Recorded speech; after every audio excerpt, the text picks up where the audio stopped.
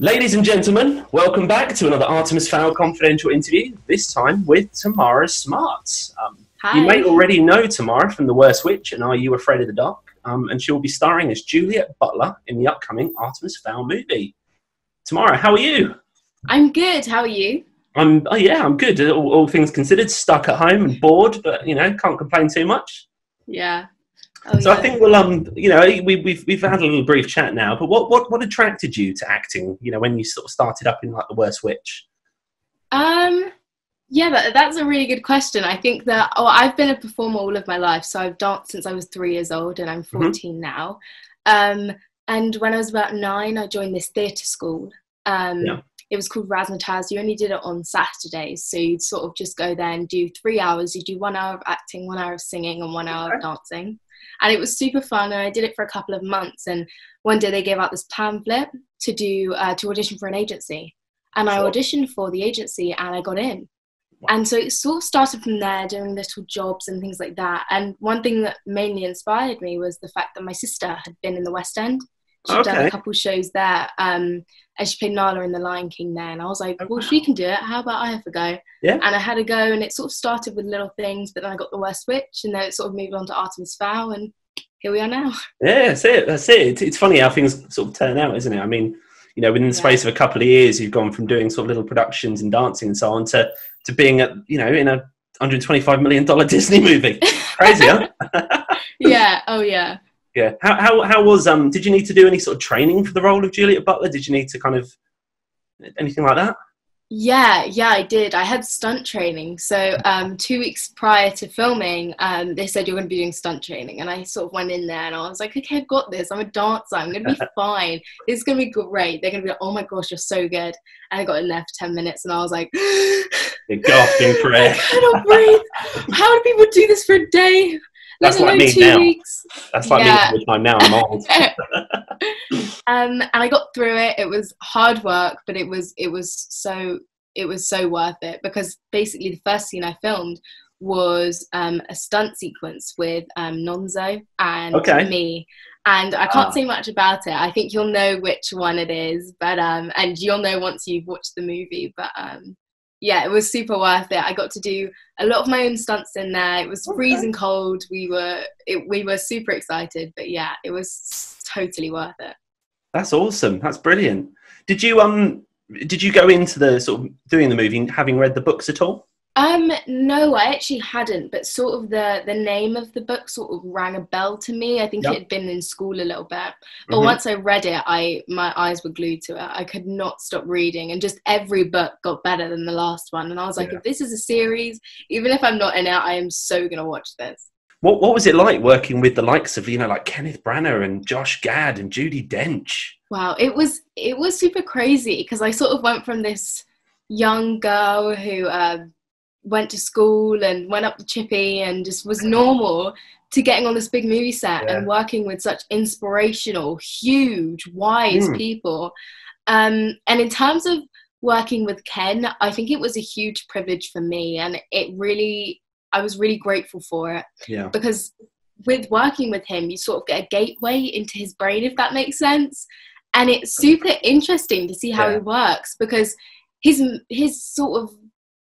way of working is so different to like most directors I've ever worked with. And he'll do a scene and then he'll say, right, that's not really flowing. Now I want you to do all of it ad-libbed. I want none of the same words. And it was just super interesting. And I think that's how we made the movie so real and so interesting and so funny. Yeah. Do you know how many sort of scenes that you're in, obviously, that are in the movie were ad-libbed or versus, what was in the script and so on? Do you know?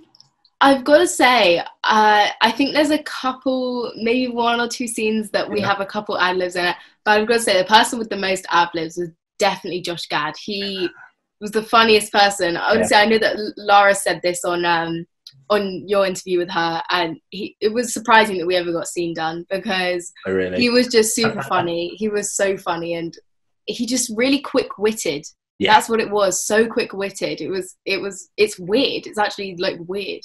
Terrifying how quick that man's mind works when it comes to being funny. I assume by that then that he was maybe your favourite person on the set, was he? Or is that too hard a question? I would say it is quite a hard question, but I feel like I really got along with everyone. Mm-hmm. I think the person I probably had a lot of connection with was definitely Nonzo. Because he was honestly like an uncle to me. He was super amazing and super sweet. That's lovely. But yeah, I've got to say I got along with everyone. I think it was just, we were all just a big family on set. So I've got to say everyone, I guess. Oh, that's good. It's good to hear it was, you know, it's not just like turning up for a 9 to 5 and, you know, just kind of getting your work done and going home. It's good to hear that it was kind of a really nice experience being on the set and it was.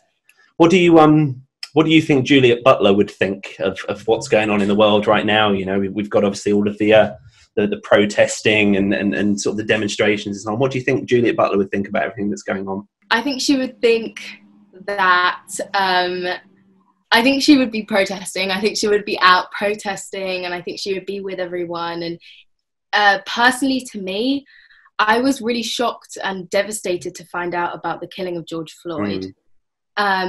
And honestly, the stories of so many others, because it wasn't just him. And I stand in solidarity with everyone who's speaking out. And I think it's so important right now to be using our platforms, using our social media, and using our voices to make change. Yeah, absolutely. It's a horrible thing, isn't it? And I think it's shone a light on kind of sort of systemic problems, hasn't it? Oh, yeah. Definitely. Yeah, things need to change, and it's good to see a lot of people out there, you know, fighting for that change amongst everything else that's going on, you know, with the pandemic. People risking their health to go out and sort of make change happen. Yeah. Just got to keep fighting the good fight. Definitely. I completely agree. If you could work with anyone in the movie industry, who would it be?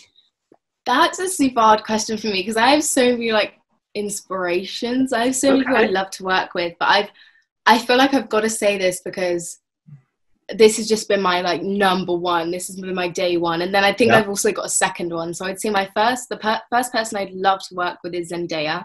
Okay. Because I have honestly loved her. I've watched her since she was my age on Disney Channel. I've watched basically every project she's been in, and they've all been so like well chosen out. Yeah. And they've been so thought through, if you get what I mean. I think they've just been so interesting. So it would honestly be an honour for me if she ever saw this movie, or, you know, just went to the premiere, or I don't know. I think it would be amazing to meet her and work. We'll send a few Instagram mentions and tweets and try and get her in front of this video. Oh yeah, definitely. And then I've also got to say Emma Watson. Okay. I've loved her since Harry Potter, and I also worked on a movie, A Babysitter's Guide to Monster Hunting, with Tom Felton. Okay. Draco in Harry Potter. That's and he'd text her on set, and I'd be like, "What are you doing?" He'd be like, "Texting Emma." I was like, the Emma Watson. He's like, "Yeah, I phoned her yesterday. She says hi," and I was like, "Whoa." And he's like to you, "Well, I was Draco," and you're like, "Yeah, fine. Just let me talk to Emma." Yeah. Oh yeah. So I mean, if they were to ever do another kind of reboot of the Harry Potter series, you'd be well up for being in that, would you? Oh, 100%. Awesome. So what would be your dream role, you know, from anything across the spectrum? You can be in any movie, you can play any character. Who would it be? That is a really challenging one. I think I have to say this has been my dream forever. Okay. And I think I'm just going to say it so then I can explain my reasoning. But I'd love to be in a Marvel movie, to be a superhero. I'd love to make people feel the way that I felt watching these Marvel movies. You know what I mean? I've always loved the idea of there being a superhero to save the day. And I don't think we see enough females, you know, being superheroes. So I think it would be super fun. Absolutely. To be a superhero of some sort. I don't know what my power would be, but I think it would just be super fun. Okay, well, there's another question for you. If you could have any superpower, what would it be? I've got to say either probably levitation. Okay. So sort of being able to fly, but not with wings, just being able to like levitate. Yeah. Or teleportation. Away. Yeah, just float away. Yeah. Teleportation, because you could go from one side of the world to the other like that. Yeah, just like that. You'd never be late for a meeting ever again, would you? Yeah, no. Oh, no, that's awesome. Well, Tamara, it's been an absolute delight talking with you. I'm sure all of the fans of Artemis Fowl can't wait to see you in the movie. There's some great moments with you in there. and I'm sure Thank everyone's you. properly excited to see it. And thanks so much again for your time. Thank you. Thanks, Tamara. Bye. Bye.